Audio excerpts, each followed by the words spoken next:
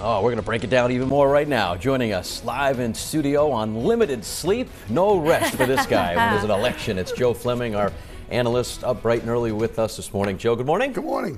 All right, so there were 11 candidates in the Democratic field, 2 in the Republican, and yet we saw Gabe Amo get a pretty good chunk of the votes. Why is that? Well, it was a big surprise that the margin of victory was 7 points. People thought this would be a very close race, but I think what happened at the end, a lot of the candidates teamed up on Aaron Regenberg. They really made him as a very liberal person. When AOC came in and endorsed him, I think that said to people, wait a minute now, he may be too liberal for me. Let's see who else out there.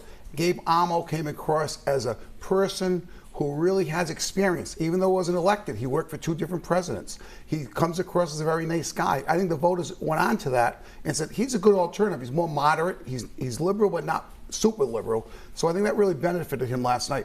All right, Joe, moving forward, this is not breaking news. We live in this area. It's a pretty blue district where this race is being contested in November. Is there any chance for this to be a contest in a couple of months? Well, first of all, the Republican is not a household name at all. He doesn't have a great amount of money at this point, and there's only 7 or 8 weeks to go before the election. And David Cicilline won this district in 2022 by 28 points.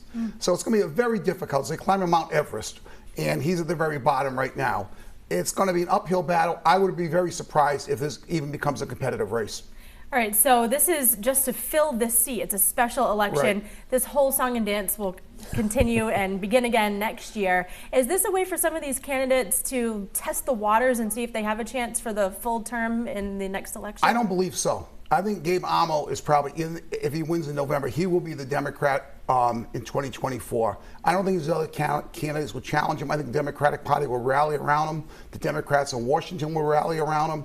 He has a year to get out there and really talk to the voters of what he can do. So I expect him to be solid if he wins the general election. All right, final question for you, Joe. Lieutenant Governor Sabina Matos got a lot of attention during this race, obviously with the signatures and the. But how much did that hurt her case? And she was by far the person with the most name recognition going into this race. I think the signatures killed her campaign.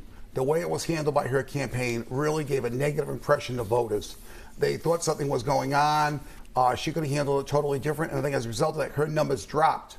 And I think her big support early on was because of name recognition. But when they saw a lot of negative about her, people said, well, let me see what the other candidates look like.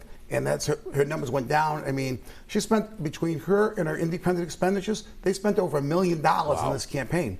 And she finished 4th. Yeah, not even 10% of the vote. No, not at all. All right, Joe, as always, thank you for your insight. We appreciate it. Pleasure. All right. Yeah, so this was kind of a difficult one because it was a special election. It was a primary. We didn't really have a lot of data, I don't believe, right, going into how many people were voting and whatnot. But it was expected that the turnout wasn't going to be huge, yet it exceeded expectation, right? Just by a little bit. It was a little over 40,000 between Democrat and Republicans. We thought the Democratic turnout would be between 30 and 40,000.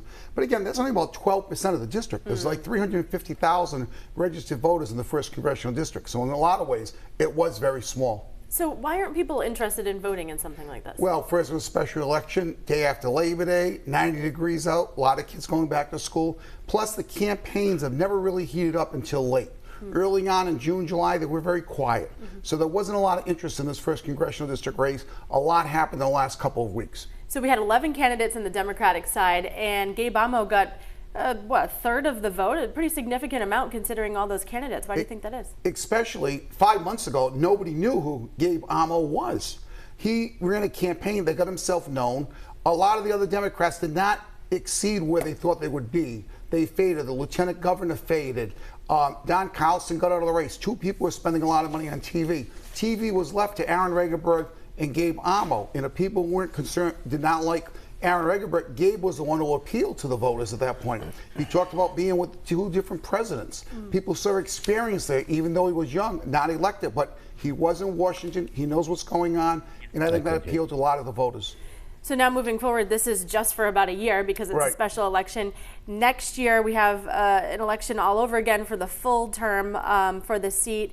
So you were saying earlier, it seems like if Amo wins this in November, he'll likely be the candidate again. Yes, if Amo wins in November, I expect him to be the nominee in a year from now with very little opposition in the primary, at least serious opposition, because I think all the Democrats will unite around him. He's a very likable man. I think the Democrats in Washington will rally around him, and the Democrats in the state around Rhode Island will wrap themselves around him, and he will be in a very strong position.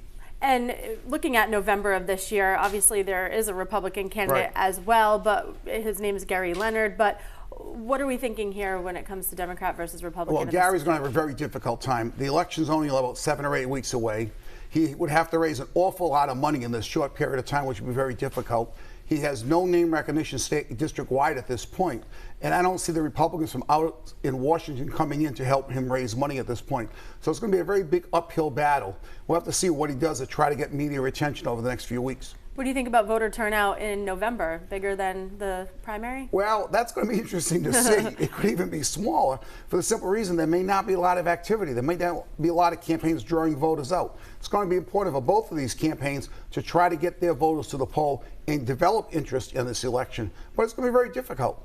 All right, Joe Fleming, thanks for being in here. We love having your insight into all of these elections always. My pleasure. More